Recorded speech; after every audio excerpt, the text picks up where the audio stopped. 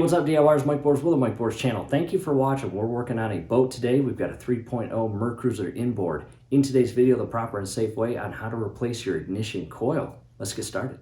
All right, DIYers, we are at the workstation. Let's hop on the other side of my mom and dad's jet ski to the workbench. Making our way around the jet ski. DIYers, we are always busy here. Upcoming project, check this out. 1996 Dyno Air. We're going to strip the decals, have it re-chromed, and clean it up, rebuild it. Famous GT mag wheels with the gum wall tires and GT tread. However, to the workbench, always busy. And today's project, the ignition coil. This is the OEM Quicksilver part number. And it looks wet, but the internal part is actually greased to alleviate rust or corrosion while it's sitting in the box on the shelf. Here it is unboxed, however, it is in additional wrapping or packaging to alleviate that grease from sneaking out and away from the part itself and out of the box. But it did leak a little bit, but that's okay. And to the top portion of the ignition coil, we do have a positive lead and negative lead. You can see the positive right there and the negative right there. And when it comes time to install this ignition coil, we want to make sure we are installing it the proper way, positive lead and negative lead accordingly. And down below in the comment section, as well as the description section, here is our OEM fuel filter. And we will show you how to replace that as well. All right, DIYers, here we are in the garage, and this is my grandma's 1989 glass pour with the 3.0 Mercruiser inboard, as I just mentioned. Let's hop in the boat and get this ignition coil replaced. Inside the boat now into a top view of our 3.0 liter Mercruiser inboard engine. And we've been doing a lot of work to this, as well as the Alpha 1 Gen 1 on the back of the boat. We'll get to that here later. Step number one, safety first always. Not only do I have the black negative cable removed from the battery, but I have removed both red positive cables from the battery. Anytime you're working with an electrical system, cut electrical power. And on top of that, we're working with the ignition system. So make sure your battery is 100% disconnected and there is no electrical power being fed to your electrical system and ignition system.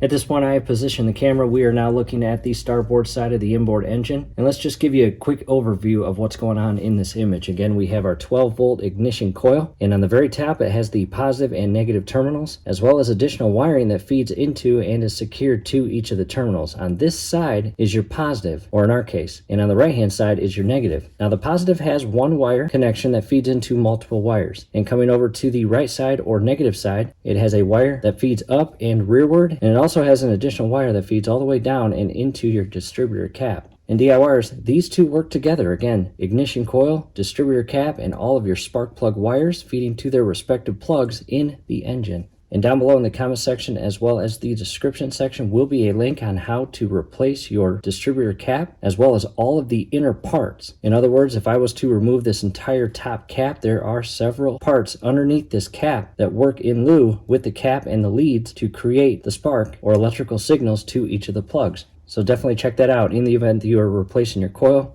I recommend replacing your distributor cap, wires, and plugs as well. And we will also have a link on how to replace not only your spark plugs, but these wires as well. And then you've got your oil filter, you have your fuel pump down below, and your starter to the rear. However, back to the ignition coil, that is why we're here. And what I want to do before we actually move on, I want to show you the back side because there is a long adjustment screw. It's a 1/4 inch in size in our case, and it screws into the actual mount or bracket that is hard bolted to the engine. And this bolt right here, if you can see it, it's a 9/16 bolt. We are going to come to the left side, rear portion of the coil and mount and use a 1/4 inch socket to loosen up that bracket or mount that secures the coil in place. However, we're not going to do that. First, I just want to show you what that screw looks like.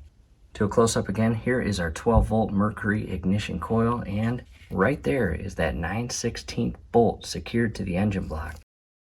Let's go to the back side here, where again we can see our adjustment screw right there. And on the back side, right in there, see that? Again, at the very bottom, you can see that 9/16 bolt and then the adjustment screw feeding right there. And again, the head is on the opposite side. Right there.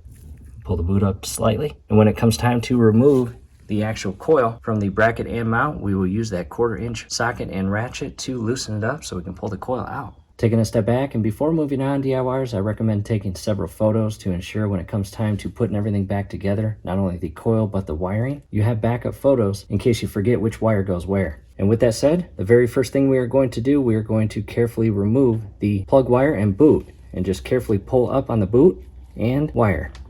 And it should just pop right off, like that. I'll set that down and out of the way. From here, I'll grab my 1/4 inch ratchet and socket. I've got an extender, and this is a 3/8 socket. And I will first remove the negative terminal nut. You can carefully remove the nut. DIYers, don't drop it. It will be gone forever. And take note of which wire comes off first. And the wire that feeds down to the distributor cap is on the bottom.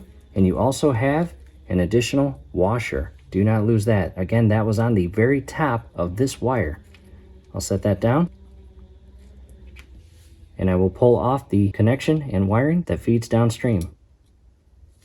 And on top of that, it has a washer between this connection and flush with the bottom portion of the terminal. Again, negative. Next to the positive.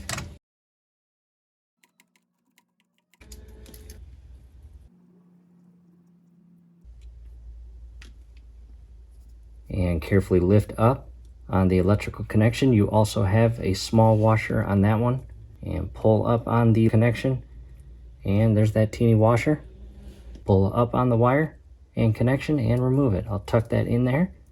So again, purple and a greenish wire goes to the positive lead, and this kind of off green, more grayish wire on this side will feed to the negative terminal. Next, I grab my 3/8 ratchet and an extension and a 9/16 deep socket. I'm going to carefully loosen up that hard mounted bolt that is secured to the engine block.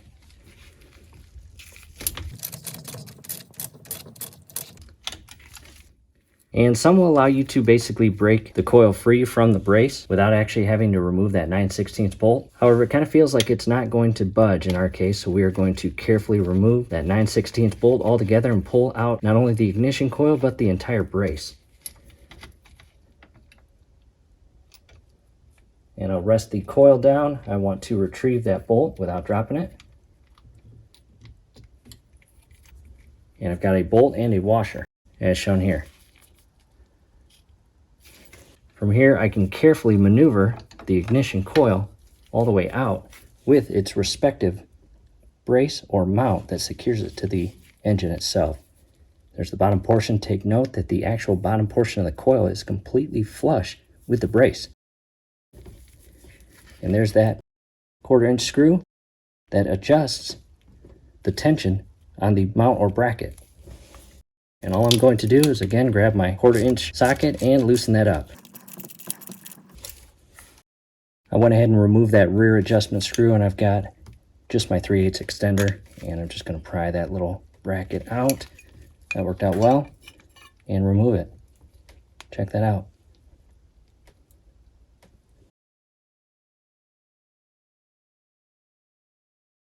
What I'll do next is grab that adjustment screw, feed it back through, and align the thread and begin the thread just a little bit. You can still see the separation between the two ends, and from here I will carefully grab my brand new ignition coil, again 12 volts. Here's the positive. It has the icon on both sides of the terminal, as you see, as well as negative. Positive, positive, negative, negative. Positive was on the aft portion. And again, when installing the brand new ignition coil, make sure it is flush with the brace itself in regards to the very bottom portion of the coil. Next, transitioning back to my 1/4 inch socket, and all I'm going to do now is screw in that tension screw just to add a little bit of tension on the bracket, as you see here. And it's still loose. I'll continue tightening it. Making progress, I made a few adjustments, and again, the ignition coil is secured inside this brace or mount. And again, the very bottom portion is flush. And the coil itself, when it came off, I'm referencing the old coil, it was at a slant, so the positive and negative, when this hard-mounted 9/16 bolt was secured to the engine, the coil was positioned with a slight slant as shown here, so I'm going to do the exact same thing when installing it back on the engine. Next, I spent maybe another minute and carefully secured the screw that adds the tension to the brace that secures the coil in place, And really, you can do this step before you move on to the next step of securing that 9/16 bolt. So when you get this coil in place and secure that 9/16 bolt, you don't even have to mess with this rear tension screw. Next, grab the 9/16 bolt and washer and carefully insert it. And I'm going to carefully, without damaging anything, hold the bolt in place and feed the ignition coil into the slot. And I'm going to line up the 9/16 bolt and hand tighten it first. Do not cross thread this into the engine block. That would not be good at all. And once you get it hand tight, you can transition back to your ratchet and socket and tighten it in place. You want it snug, but do not over tighten it. Next, I'm going to loosen and remove our 5/16 nuts. And you can remove these earlier in the project before you position and secure the coil, but that will be personal preference. Do not drop these into your engine. Again, we have washers that we need to properly position. And I will pull the little washer up, and we have 3 total, and I'm going to pull all of them off. And we've got 2 large ones. I'm going to put 1 large one back on, followed by the purple and bluish wire, followed by the second larger washer, followed by the small lock washer, and lastly, the nut. And I'm going to shift the wiring further away from the engine to extend the life of the electrical wiring. The farther it is away from the heat from the engine, the longer it will last. Because as you can see, all of this is wrapped for protection, but these aren't. Go ahead and hold the wire and secure the nut. Do not over tighten it, but again, you want it snug. Now to the negative. Again, it might be easier and smarter to remove the nut and washer before you position it inside this section of the engine here. And again, remove all washers and nut. And again, 3 total. 2 large and 1 very small. I'll start with 1 large washer, put it back on where it is flush with the coil itself, followed by this wire over here. I'm going to tuck it under and bring it all the way around and back onto the lead or terminal, followed by the second larger washer. And then grab the wire that feeds all the way down to your distributor cap, bring that up and onto the terminal, and make sure you angle the wire in connection accordingly, away from this taped wiring here. Kind of shift it toward you, followed by the small lock washer, followed by the nut. Again, do your best not to drop any of these in the engine. They'll be tough to find. And secure it.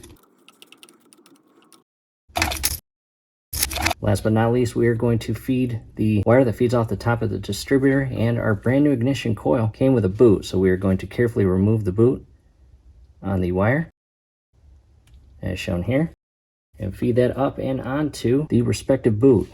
And you want to feed it all the way in and down and secure it until it clicks and is locked in place in the top portion of the coil, and you will hear it and feel it click. At this point, just double check everything to ensure all electrical wiring is secured as well as properly placed in between the washers on the respective terminals, and that is it. Go ahead and verify you're not leaving any tools inside the engine compartment, and then we can transition back to the battery and restore electrical power to the system by connecting the red positive cable wires to the positive terminal first, followed by the negative black cable.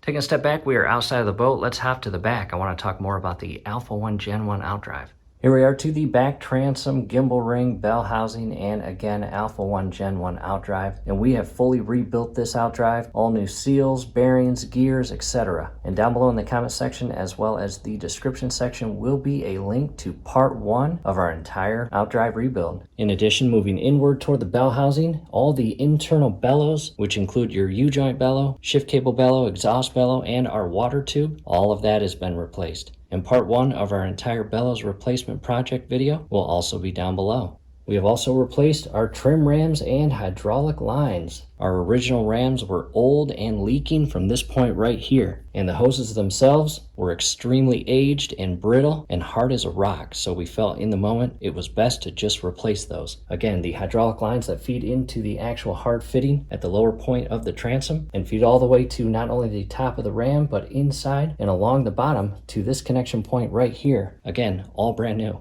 And on top of that, we have replaced our entire anode kit. both the lower circular anodes on the very bottom of the transom, as well as the large transom and bell housing block anode, along with the cavitational anode back there. Let me move the camera so you can see it. Right there, see it?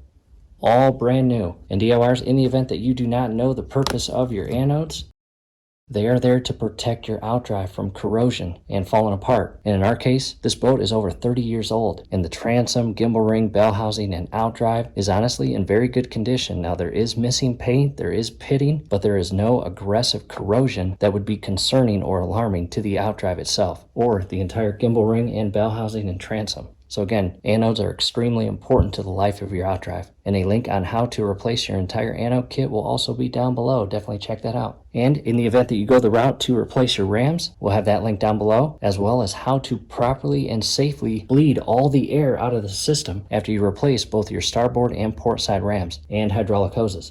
And again, DIYers, we are here to help. Let us know if you have any questions. From here, do us a favor. Below the video, you will see that thumbs up icon. Click on that, like the video, subscribe to the channel. Definitely ring your YouTube bell. That would be very helpful to us. We would really appreciate it. Thanks again for watching.